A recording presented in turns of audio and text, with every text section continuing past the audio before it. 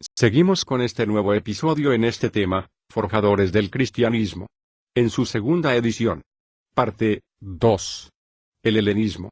En aquella época existió dentro del entorno de aquella generación lo que se llama helenismo. ¿Qué es helenismo?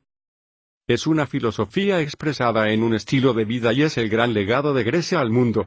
Veamos el concepto sobre esto. Este periodo duró 300 años, y está compuesto por una sociedad universal donde la lengua y cultura griega jugaron un papel dominante. Los reinos helenísticos eran tres: Macedonia, Siria y Egipto.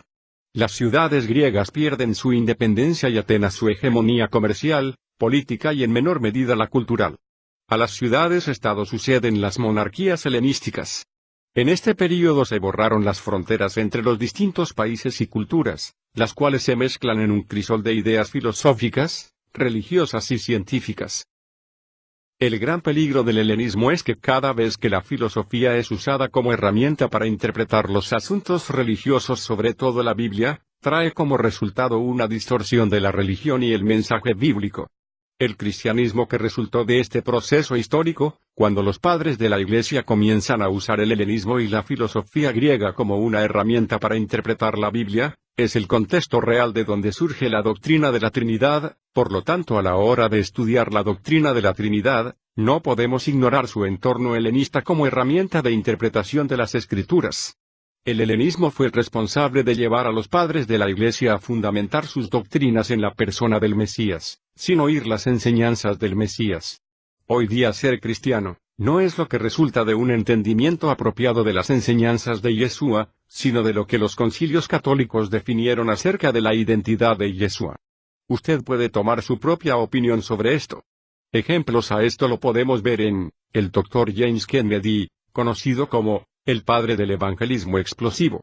Él escribió lo siguiente: muchas personas hoy día piensan que la esencia del cristianismo descansa en las enseñanzas de Jesús, pero esto no es cierto. El cristianismo no descansa en las enseñanzas de Jesús, sino en la persona de Jesús como el Dios encarnado.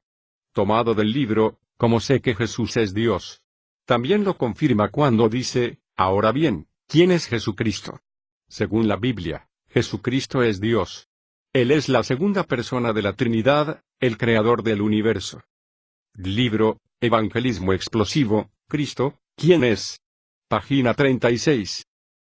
Dicho esto, el cristianismo debería ser la manera de decir judaísmo para los creyentes no judíos, y por lo tanto el cristianismo debe estar fundamentado en las enseñanzas de las Escrituras, profetas y Jesús, Yeshua. Ya que el cristianismo por sí solo simplemente no existiría sin la presencia del pensamiento judío de Yeshua o Jesús. Por lo tanto, el cristianismo, más que una filosofía, debe ser un estilo de vida judía aplicada o adaptada a los gentiles. Tome usted su propia opinión en esto. Los padres de la Iglesia lo hicieron más filosofía que un estilo de vida. Y el resultado es que hoy día se define quién es un cristiano por lo que crea, y no por lo que viva. El cristianismo que resultó de los concilios católicos estableció como regla de fe que un cristiano debe creer lo que ha sido creído por los cristianos en todas partes, siempre y para siempre, lo que ha sido creído en todas partes y por todos. Por lo tanto, el cristianismo que surge de allí, amparados por estos principios, ha usado la decisión de los concilios ecuménicos para definir qué es lo que ha sido creído siempre, dónde ha sido creído, quiénes lo han creído, para luego definir la esencialidad del cristianismo, ignorando, desconociendo que lo que debe ser creído y lo que debe ser preservado, fue dicho antes y enseñado antes de que surgieran los concilios ecuménicos. Es opinión de algunos que este cristianismo debe ser reorientado, debe ser traído de vuelta a sus raíces hebreas y encontrar su verdadera esencialidad, para estar en condiciones de cumplir con el rol que le ha sido encomendado dentro del plan de la redención de Israel y del mundo. Tome usted su propia conclusión. Ahora bien, ¿cómo esta distorsión tuvo lugar? Por causa del helenismo, como instrumento de interpretación bíblica y específicamente como herramienta hermenéutica. La mayoría de los teólogos cristianos han pensado que el cristianismo surgió con el nacimiento del Mesías, de ahí su criterio de que la persona del Mesías ante que sus enseñanzas es lo que determina la esencialidad del cristiano. Y la realidad es que el cristianismo, para mantener un nombre que distinga su naturaleza y su misión, no comenzó con el Mesías. Los sucesos que se dieron después de la ascensión del Mesías, con el llamamiento de Pablo y de Bernabé para la misión específica a los gentiles. ¿Se puede llamar esto el comienzo del cristianismo? Yo creo que no. Igualmente usted tome su propia decisión sobre esto. Y esto se recoge en las Escrituras, como aparece en Gálatas 2, 7, 9, sino al contrario, al ver que se me había encomendado el Evangelio, las promesas, a los incircuncisos, gentiles, así como Pedro lo había sido a los de la circuncisión, judíos, porque aquel que obró eficazmente para con Pedro en su apostolado a los de la circuncisión, también obró eficazmente para conmigo en mi apostolado a los gentiles, y al reconocer la gracia que se me había dado, Jacobo, Pedro y Juan, que eran considerados como columnas, nos dieron a mí y a Bernabé la diestra de compañerismo, para que nosotros fuéramos a los gentiles y ellos a los de la circuncisión. Ciertamente se culpa a Pablo o Saulo como el creador del cristianismo, pero solo trató de llevar a los gentiles las costumbres judías, adaptadas al mundo gentil que se abría paso en las creencias de un Mesías judío. Sin embargo, el helenismo dañó la perspectiva del judaísmo creado para los creyentes de origen gentil, como el Eterno pedía para ellos, y lo transformó en un cristianismo divorciado de sus raíces hebreas, en un cristianismo separado del judaísmo y en muchos casos su peor enemigo. Muy bien, dicho esto vamos ahora a ver características del Imperio Romano. El Imperio Romano de la época de Yeshua y de los siglos posteriores eran helenistas en su naturaleza, y romano en su política. Roma conquistó políticamente a Grecia, pero Grecia conquistó intelectualmente a Roma. Roma vio el establecimiento del helenismo como una cultura que fue impuesta por la conquista de Alejandro el Grande, 400 años antes del nacimiento del Mesías.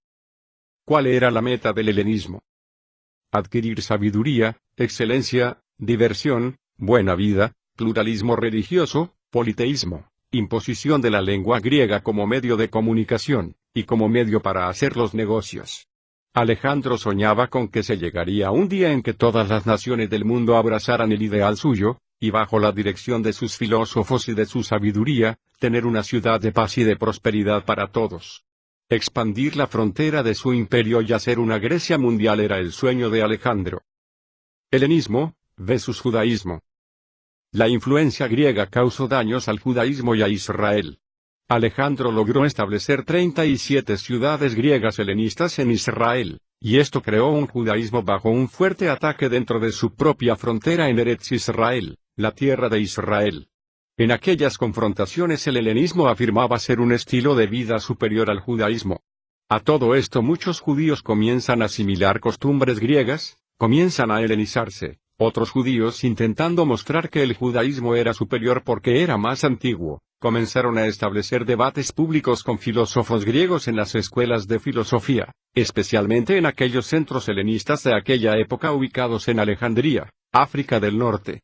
Para poder competir con los filósofos griegos, los judíos comienzan a estudiar el idioma griego, porque de lo contrario no estaban en el mismo nivel de condiciones, y comienzan no solo a aprender el idioma griego para comprender a los filósofos, sino que lo hacían con la intención supuestamente de demostrar que el judaísmo era superior que el helenismo. Según estos judíos de esta época, la Torá de Mosé era anterior a la República de Platón, y algunos judíos comenzaron a afirmar que la sabiduría de los griegos era un plagio de Moisés. En esta disputa filosófica se arrastraba a muchos judíos a un terreno desconocido para ellos, el terreno de la filosofía griega, donde se vieron obligados a dar explicaciones de la Torá o el mal llamado Antiguo Testamento, donde pudiera ser entendida por la mente griega, para demostrar que Moisés o Mosé era superior a Platón. En estos enfrentamientos y debates surge la figura de Filón de Alejandría. Copio, Filón de Alejandría. Nacido entre el 15 al 10 antes de Cristo.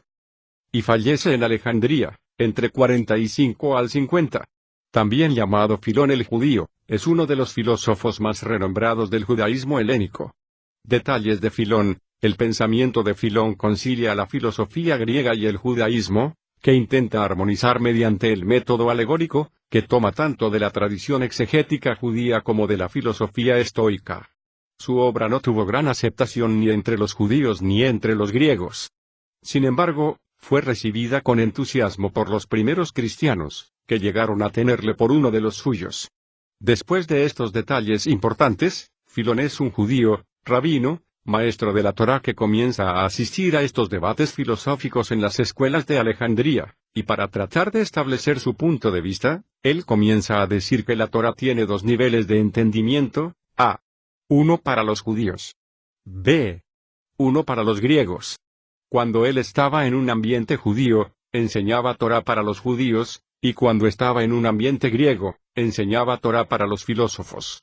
Filón llegó a afirmar que las escrituras enseñan lo mismo que Platón y Aristóteles, solamente que ellos lo hicieron de tal manera que pareciera griego, pero en verdad era hebreo. En términos simples, la bandera de Filón era, la filosofía griega es Moisés vestido de Platón. Por intentar competir con el helenismo, algunos judíos comienzan a ceder terreno y buscar la manera de hacer la Torá otro libro de filosofía. Como vemos, aunque Filón no tuvo mucha aceptación, sí causó influencia en el cristianismo naciente. En el próximo episodio, si el Eterno lo permite, veremos parte 3. ¿Qué pasó con el helenismo cuando es absorbido por Roma? ¿Y qué es el platonismo y cuáles son sus enseñanzas? Saludos a todos. Salom. Elisá ben Medahim.